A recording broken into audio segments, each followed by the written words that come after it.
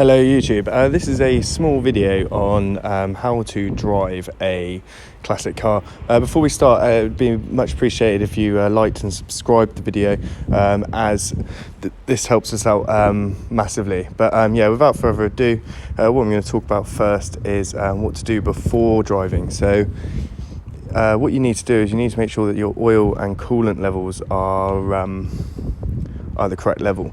Whilst you're there, whilst the bonnet is up, I'd also check for leaks, ensuring that you're not going to have any dramas along the way, and check your lights. Classic cars can often have problems, so it's a good idea that in your boot you carry like a small maintenance kit and a warning triangle. And what I also carry is a fire extinguisher, because you don't want your pride and joy going up in flames. Also, I carry a set of jump leads. So that's all that. And then I've also produced a small video on how to start a classic car, and I've just put that up there at the top right hand corner of your screen. So once you're driving, you need to make sure that that you can brake efficiently. So what you need to do is you need to give yourself plenty of room between yourself and the car in front. And I double what I would normally do in my daily. Ways to brake is some cars, not all cars, some cars require that you step down on the pedal and to prime it, and then release it and then press down again to emergency brake. Another way you can brake is what I use quite a lot, is engine braking. So changing down the gears and allowing the engine to do the braking for you. When you do brake hard, remember that just to pump the brake rather than just to slam on, so you can skid and control.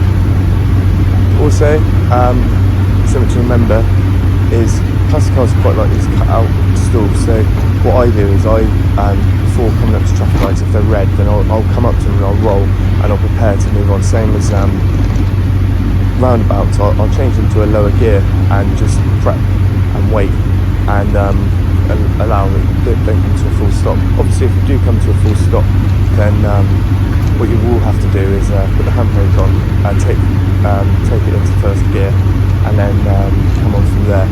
Most classic cars, especially the Triumph Spitfire, have no synchronised mesh in first gear. So what this means is that you will have to come to a stop before putting it into first, otherwise you can cause damage to the gearbox.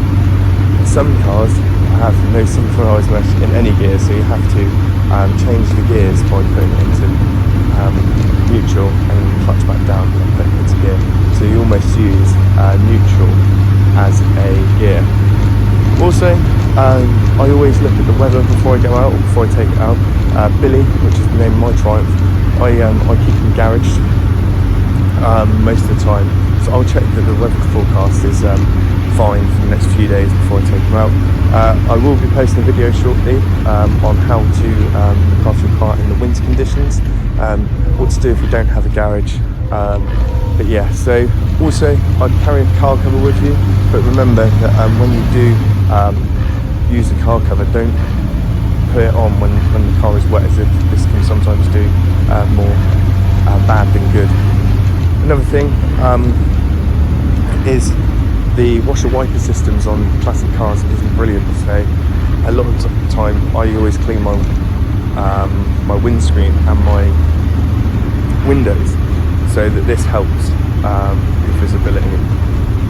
Another thing in regards to that is some people don't take their cars out at night because of that. So just make sure you give it a good scrub before you go out. One thing I would highly recommend you don't do is drive your vehicle when there's been salt on the road, unless your vehicle has been cured correctly, as this can set in and cause corrosion to a lot of the parts. But yeah, I think that's pretty much it from what I can think of so far.